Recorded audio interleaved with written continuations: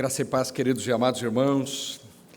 Quero convidá-los a abrir o texto bíblico para Romanos capítulo 12, esse que vai ser o nosso último sermão nesse capítulo. Eu não sei quantos estavam aqui quando nós começamos a estudar o livro de Romanos. Foi em 2017. Primeiro sermão, tem alguns aqui, já estavam aqui, 2017, e eu quero dizer aos amados irmãos que quando chegamos no capítulo 12, eu orei ao Senhor e pedi a Deus que me fizesse não só compreender a palavra de Deus para poder explicá-la, mas eu pedi ao Senhor que me ajudasse a vivê-la todos os dias enquanto eu estava pregando, e Deus, de certa forma, de uma forma muito intensa, Ele me ajudou a viver cada um desses versículos na medida que eles progrediam o ano passado inteiro, quando ficamos um ano em Romanos capítulo 12, e por isso que a gente demorou um pouquinho. Eu pretendia fazer isso muito mais rápido, só que na medida que nós vamos vivendo o que a palavra de Deus nos traz, a gente precisa então parar e refletir, e nós fizemos isso de uma forma muito cuidadosa até aqui.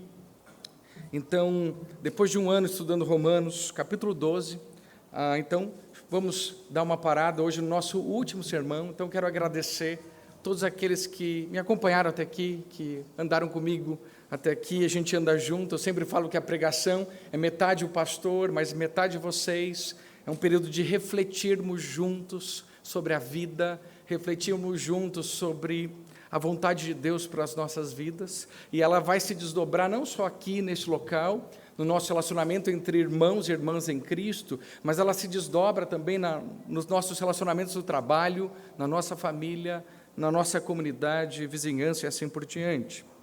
Então, sei que foi um desafio para vários de vocês. Então, terminando o capítulo 12, nós então paramos agora um pouquinho, nós vamos para o segundo livro de Samuel. Então, 2 Samuel começa, então, juntamente com a Escola Bíblica Dominical. Então, nós não fizemos, a gente fez 1 Samuel.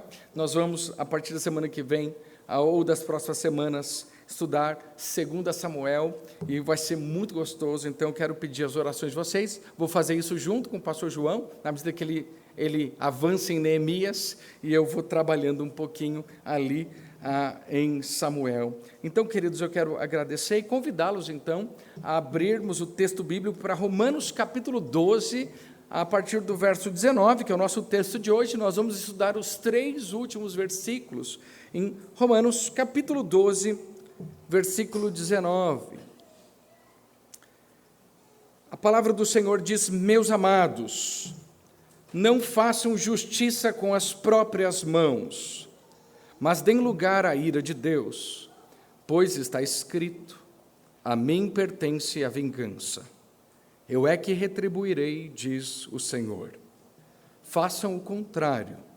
Se o teu inimigo tiver fome, dê-lhe de comer, se tiver sede, dê-lhe de beber, porque fazendo isso você amontoará brasas vivas sobre a cabeça dele.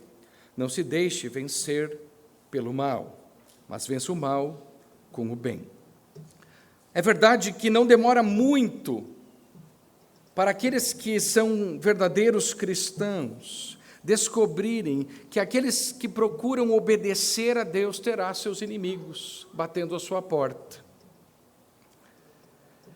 O cristão que procura obedecer a Deus muitas vezes terá seus inimigos. E é nesse contexto que o apóstolo Paulo nos ensina em Romanos capítulo 12, a lidar com as adversidades e com os inimigos de uma forma que reflete o caráter de Cristo.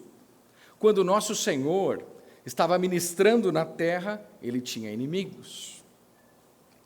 Não importa para onde Paulo e os outros apóstolos fossem, havia inimigos que se opunham ao trabalho. Jesus advertiu seus discípulos de que seus piores inimigos poderiam ser os de sua própria casa. Mas, infelizmente, eu preciso fazer um parênteses aqui, antes de você fazer a sua lista de inimigos. Infelizmente, alguns crentes têm inimigos porque lhes falta amor e paciência. E não porque são fiéis em seu testemunho.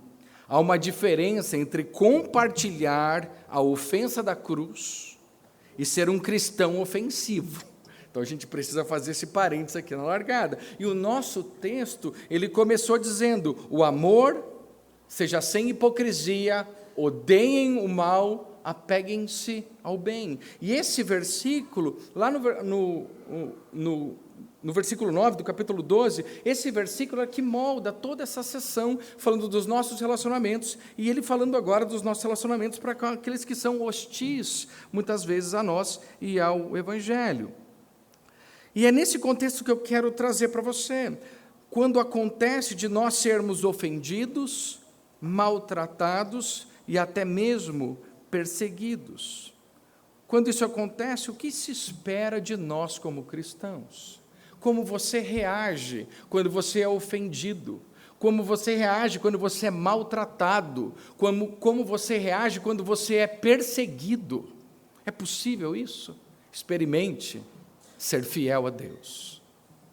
Experimente buscar a Deus. E a gente começa a perceber esse movimento, muitas vezes, em nossa vida. Nós não somos imunes a isso, pelo contrário. E o nosso texto, então, ele deixa claramente que devolver o mal com o mal, ou o bem com o bem, é a maneira como as pessoas comuns e normais, vamos assim dizer, vivem. Mas nesse texto, Deus nos chama a viver em um nível mais alto. E Ele está dizendo aqui no verso 21, não se deixe vencer o mal, mas vence como? Vence o mal com o bem. É retribuir o mal com o bem. A admoestação aqui nos lembra das palavras de Cristo que nós lemos aqui no Sermão da Montanha, no capítulo 5, lido no nosso culto. As palavras que são fáceis de ler, mas difíceis de praticar.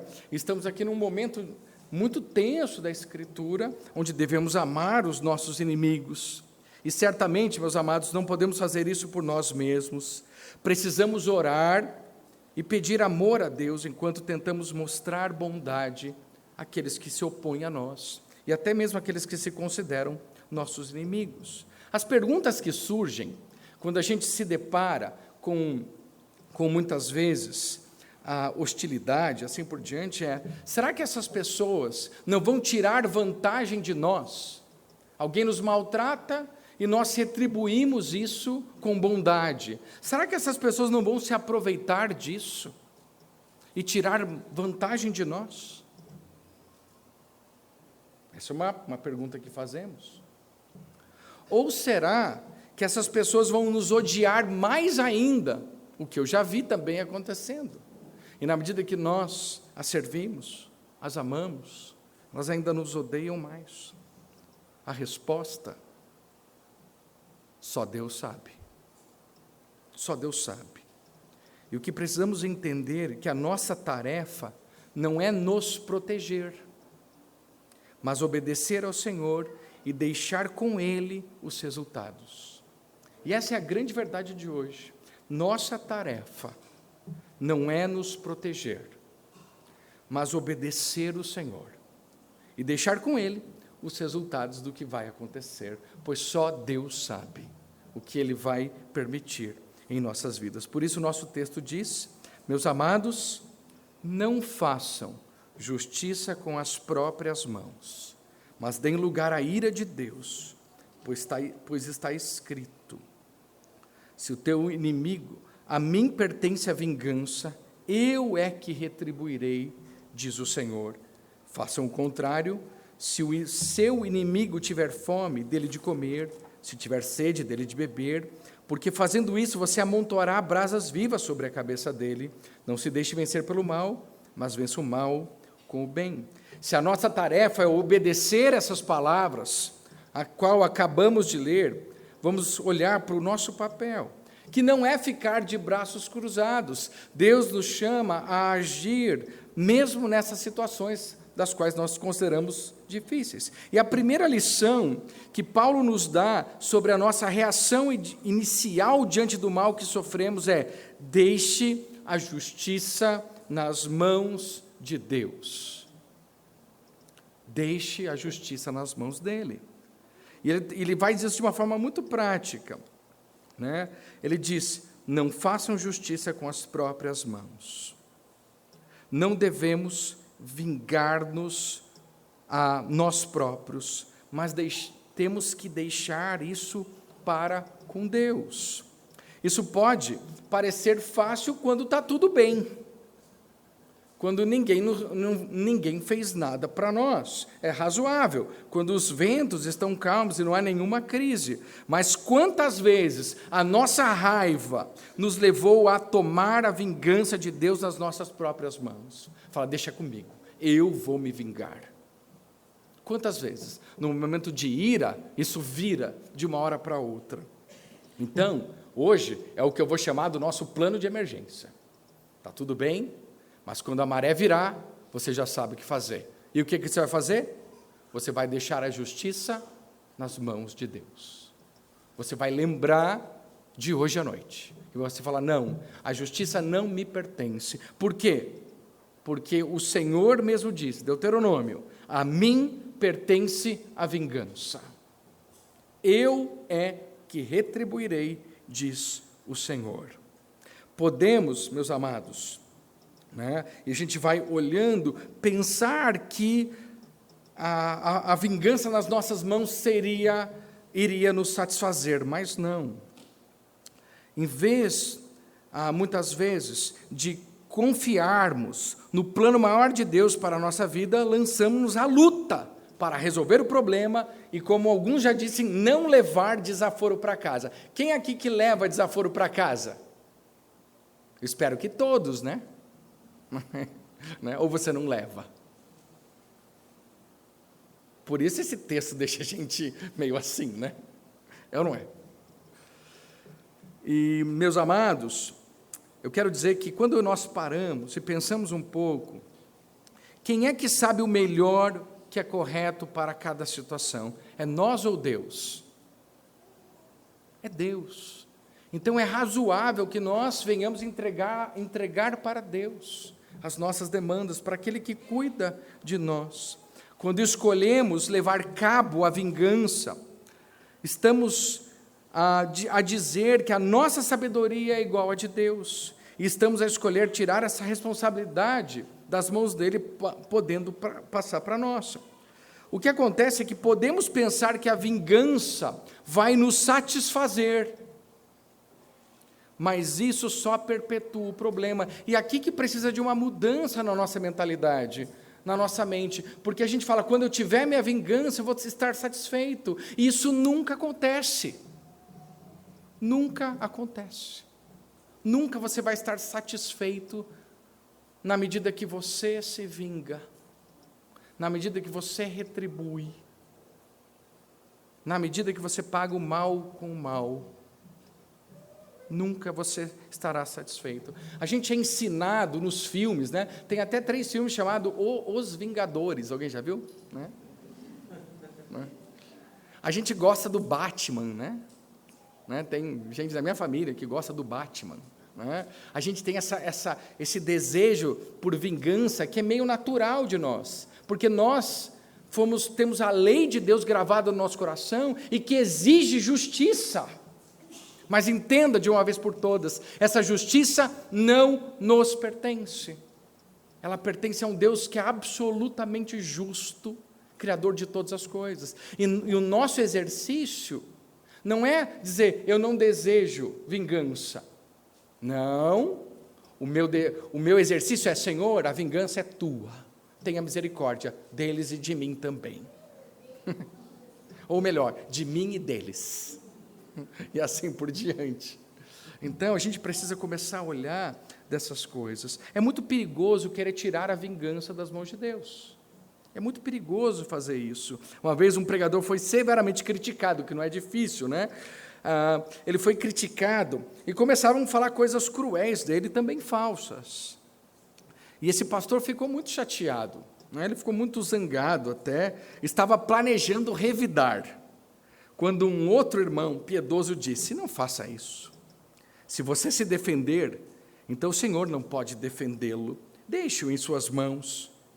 E ele seguiu esse conselho, e o Senhor o justificou. Muitas vezes, meus amados irmãos, a gente vai precisar confiar em Deus dessa forma. Paulo apoia esse apelo para deixarmos a vingança nas mãos do Senhor com essa citação de Deuteronômio, capítulo 32, verso 35, quando ele diz: a mim pertence a vingança, eu é que retribuirei, diz o Senhor. A seguir, então, no versículo 20, ele muda, e entendendo que a vingança não pertence a nós, Paulo nos desafia a confiar plenamente na justiça dele, entregando nossas preocupações e lutas em suas mãos. E aí ele diz, aqui ainda no verso 19, ele diz: não faça justiça com as próprias mãos, mas deem lugar à ira de Deus. E ele está dizendo aqui: confie na justiça divina. Então, na verdade, são duas coisas que são muito semelhantes, A primeira delas que nós vimos aqui: deixe a justiça nas mãos de Deus, e ele repete essa ideia, bem paulino aqui: confie na justiça divina.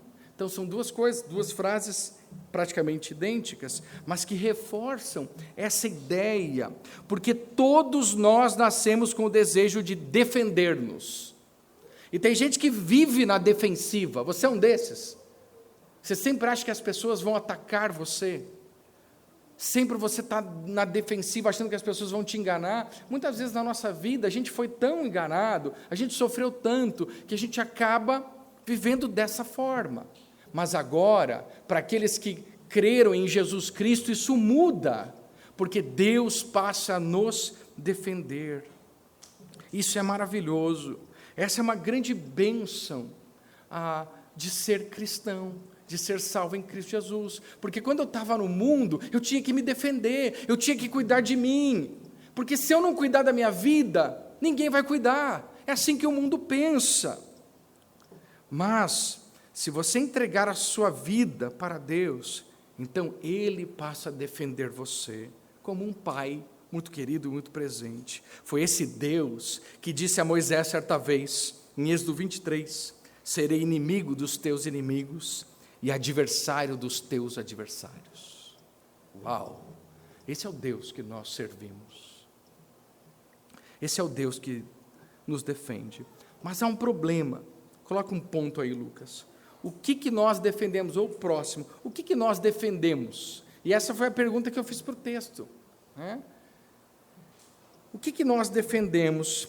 E aí existe um problema, porque defendemos nossos feitos e realizações, muitas vezes. O que eu conquistei, o que eu fiz, ou aquilo outro. E particularmente também, defendemos a nossa reputação. E esses são problemas. Quando a gente fica muito preocupado em defender as nossas conquistas e realizações ou a nossa reputação. Sua reputação é o que os outros pensam que você é. Se surgir alguma história sobre você, a grande tentação é tentar correr para acabar com ela. O problema é que é impossível, você conseguir cuidar disso. É melhor deixar isso para com Deus. No entanto, se você ainda não sabe, tentar chegar até a fonte de uma história é uma tarefa quase que inútil. A verdade é essa. Quem falou, quem disse, alguém disse, e vai, e vai, e vai. É quase impossível. E se você chega, não foi isso que eu disse. O que você entendeu? Ai, gente, é muito trabalho. A verdade é essa. É muito trabalho, é absolutamente inútil. É como tentar achar o passarinho depois de ter encontrado uma pena no gramado. Você está lá, acha uma pena, e aí você tenta agora, de quem que é essa pena? Eu vou achar esse passarinho. Vai ser difícil. Você não poderá fazer isso. Porém, se você se voltar completamente ao Senhor, Ele o defenderá completamente e providenciará para que ninguém lhe cause dano. Esse é o Deus que cuida de nós. O Evangelho, e é maravilhoso aqui, porque ele nos conta que há um juiz, e ele é digno de confiança para acertar as contas, seja com quem for. Não precisamos nós acertar as contas, somos livres para dar lugar à ira de Deus. Eu não pego a justiça para mim, mas eu entrego ela para Deus. E essa é a ideia desse texto. Não é que não haverá justiça, mas é que ela será entregue nas mãos de Deus. E a cruz de Jesus Cristo mostra como Deus leva a sério o pecado e como Ele trata o pecado. A cruz é a maior prova de que Deus é absolutamente justo, pois na cruz Jesus morreu tomando os pecados de cada um de nós. Todos os nossos pensamentos maldosos, todas as nossas palavras que serviram para ferir outras pessoas, todas as nossas calúnias, mentiras, todas as nossas omissões, todos os nossos pensamentos, cada um deles, a nossa preguiça, a nossa avareza, todos os pensamentos foram cravados na cruz de Cristo. Todos eles. Deus não permitiu nenhum sequer deles escapar. Na cruz, Jesus assumiu todos eles no nosso lugar. E Ele derramou o seu sangue imaculado e precioso naquela cruz pelos pecadores. A cruz mostra a seriedade pela qual os pecadores são tratados. A maravilha e a graça é que o Evangelho nos promete justiça de forma justa. E nos lembra que não somos e o Evangelho nos mostra que não somos nós que produzimos justiça, mas essa justiça vem de Cristo para nós. E essa é a beleza da doutrina do Evangelho de Jesus Cristo. Ele se fez justiça em nosso lugar. Deus não varreu os nossos pecados para debaixo do tapete. Deus não esqueceu dos nossos pecados. Não, Ele os cravou na cruz, quando Cristo assumiu o nosso lugar. Então, meus amados, o nosso trabalho é entregar essa justiça para Deus. Nós não pegamos para nós entregamos para Deus. É tão simples de entender. E eu acho a palavra de Deus maravilhosa por causa disso. Então, não se preocupe com as suas realizações. Não se defenda por elas. Quem é o melhor? Porque isso não importa muito no reino de Deus. Quantos diplomas a gente conquistou. Deixe isso para os gentios. Deixe isso para aqueles que não conhecem a Deus. Deixe a justiça própria lá. Não fique tão preocupado também com o que os outros pensam de você. Não vale a pena. O que Deus nos chama é para entregarmos a nossa vida a Ele, para que Ele seja a nossa justiça. E quando falarem mal de você, diga o que uma vez certamente ouvi do pastor João Paulo: eles não sabem nem metade, eles não sabem nem 10%, de tudo de mal que eles poderiam falar de mim. É muito pouco perto do que eu sei, e não é nada perto do que Deus sabe.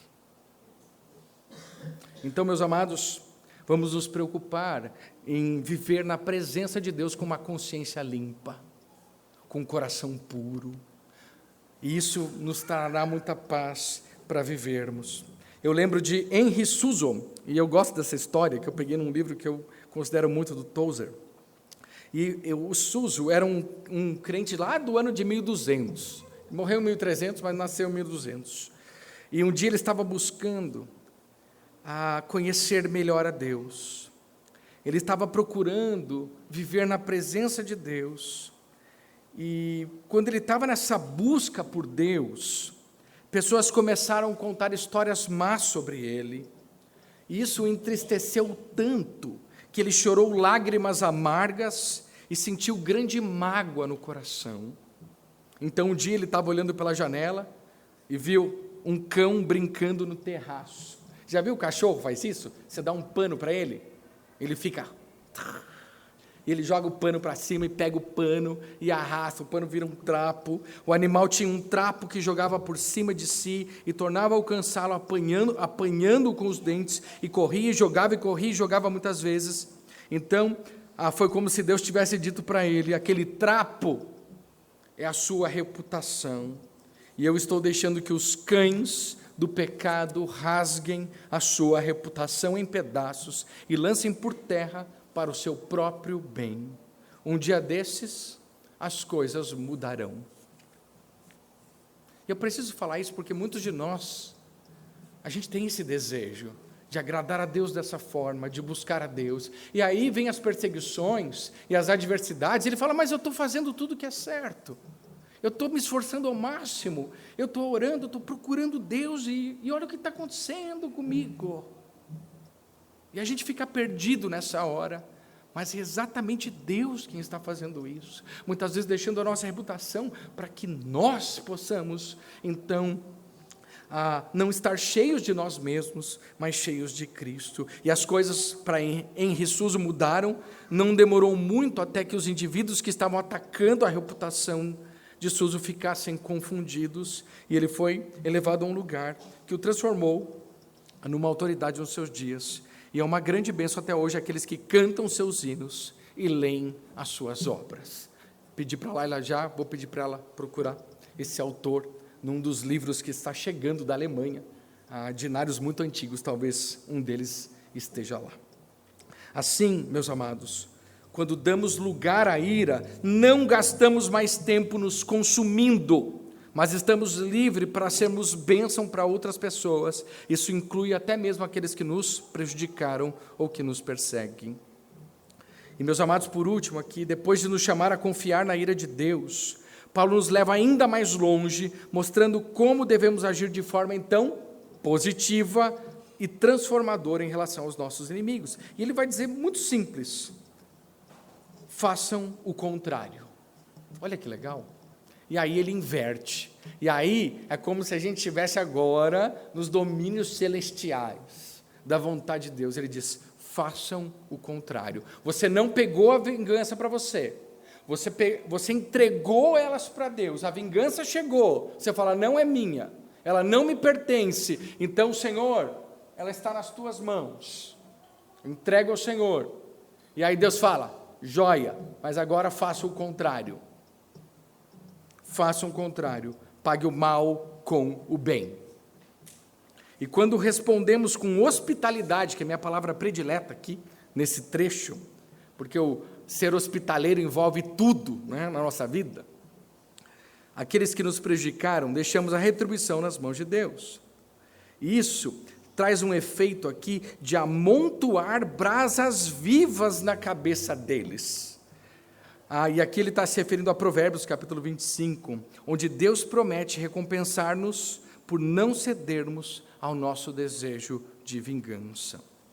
O que eu quero dizer aqui, quando ele está dizendo que você amontoará brasas vivas sobre a cabeça dele, aqui, brasas vivas não são uma metáfora para vingança ou dor, ou causar dor nas pessoas. Eu vou pôr brasas, eu vou lá na churrasqueira, vou pegar brasas, vou pôr na cabeça dele, a cabeça dele vai ficar saindo fumaça, coisas assim. Não. Em vez disso, significam a vergonha e o remorso que os indivíduos sentem quando, em vez de dar a eles a retribuição que achamos que merecem, mostramos bondade e generosidade. É o efeito causado quando os cristãos tratam aqueles que os prejudicaram de uma maneira que é inteiramente sem malícia ou vingança e, portanto, fundamentalmente sobrenatural. Calvino, ele observa uma coisa bem legal. Ele diz que a mente do inimigo pode ser muito bem dilacerada de uma dessas duas maneiras, quando a gente paga o mal com o bem. Ou o nosso inimigo será suavizado pela bondade, e a bondade tem esse efeito, nós estudamos isso na semana passada, é o poder da bondade, isso amolece o coração dele, isso traz ele para perto de Deus. Ou ele vai ser suavizado pela bondade, ou ele será picado e atormentado pelo testemunho de sua consciência. E essas duas coisas, então, vão acontecer. Nós esperamos que seja a primeira delas, que esse nosso amor amoleça o coração mais duro. Essas brasas, portanto, não são, em última análise, para trazer mágoa, mas o contrário, cura. Agir bondosamente com os nossos inimigos é um meio de fazer com que fiquem com vergonha de sua conduta para conosco e talvez se arrependam e se voltem para o Senhor, cujo amor nós personificamos. E a maioria das pessoas, elas vão olhar para nós e vão dizer: tem alguma coisa diferente aqui. Esse amor eu não conheço. Esse amor é fora de qualquer outro sistema que o mundo pode oferecer. Esse amor vem do Espírito Santo e da Palavra de Deus para nós. E nós podemos personificá-lo na medida que trazemos cura e não permitimos mágoas crescerem. Paulo aqui está nos dando uma motivação positiva para agirmos bondosamente. E eu que preciso lembrar vocês que a bondade não vem de causas naturais. Não, ela é fruto do Espírito Santo de Deus. O fruto do Espírito é amor, alegria, paz, longanimidade, benignidade, fidelidade, bondade. Mansidão, domínio próprio. Meus amados irmãos, a bondade não vem de nós. Ela é fruto do Espírito Santo. E Deus agora está nos chamando a agirmos de forma espiritual, com bondade para com os nossos inimigos. E essa deve ser a nossa atitude. Eu termino aqui com a história da Ruby Bridges. Eu gostei demais dessa história. Alguém já viu ela? A Ruby Bridges, não? Ela foi a primeira criança americana a ser matriculada numa escola só de brancos, no sul dos Estados Unidos. E um psiquiatra ficou muito interessado na história, como que seria isso, né? Porque ela sofreu uma grande hostilidade, né? E esse psiquiatra, ele conta a história da menina em um livro chamado Filhos da Crise. E todos os dias, essa menina, de 6 anos de idade, ela tinha 6 anos, Ruby era escoltada para a escola e para casa, na saída, na entrada, enquanto pessoas ao redor zombavam nela e a maltratavam. E esse psiquiatra ficou extremamente perturbado. Ele falou: não, isso não existe. Com a serenidade da menina. Ele falou: não, essa menina tem alguma coisa que eu não sei. Eu quero estudar isso. Porque ele percebeu que aquela menina de 6 anos tinha alguma coisa muito diferente. E quando ele visitou a família, a mãe de Ruby disse que o que ela faz, ele quis saber. O que essa menina faz para aguentar toda essa hostilidade? Ela falou: a minha filha, ela ora todas as noites pela multidão que a ameaça e a atormenta. Só isso. Essa foi a única resposta da mãe. Ela ora. O que vocês fazem? Ela ora por aqueles que a maltratam e a atormentam. E ele foi embora, mas ele não aguentou, ele voltou, né? Ele voltou, e isso está lá no livro, leiam lá. Quando Collins perguntou aos pais, por que? Aí ele voltou e falou: mas por que vocês pedem que ela ore por essas pessoas? Por que vocês fazem isso? E eles ficaram, os pais, perplexos. Meio que quase sem entender, responderam que era isso que se deveria fazer. Era isso que os cristãos fazem. Que resposta, né? Não, isso é a nossa vida. É isso que os cristãos fazem. Assim, meus amados, é assim que devemos lidar com o mal. 6 anos, viu, meninas? 6 aninhos. E ela orava por aqueles que a maltratavam e a perseguiam. É assim que nós devemos lidar com o mal, não se vingando, confiando na justiça divina e agindo de maneira contrária às expectativas humanas.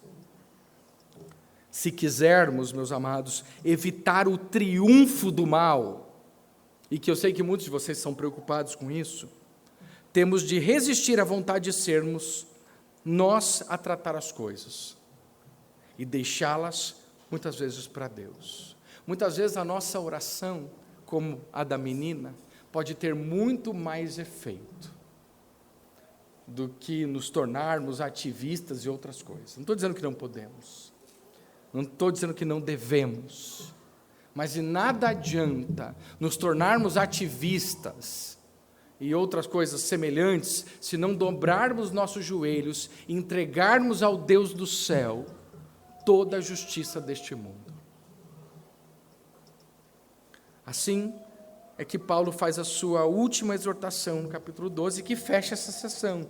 Não se deixe vencer pelo mal, mas vence o mal com o bem. Qualquer um pode retribuir o bem com o bem e o mal com o mal, mas a única maneira de vencer o mal é com o bem. A única maneira. Seja dentro da sua casa, seja no seu local de trabalho, seja na igreja de Cristo, seja nos lugares onde Cristo ainda não é conhecido, a única maneira de vencer o mal é com o bem. Se retribuirmos o mal com o mal, apenas adicionaremos combustível ao fogo. E mesmo que o nosso inimigo não seja convertido,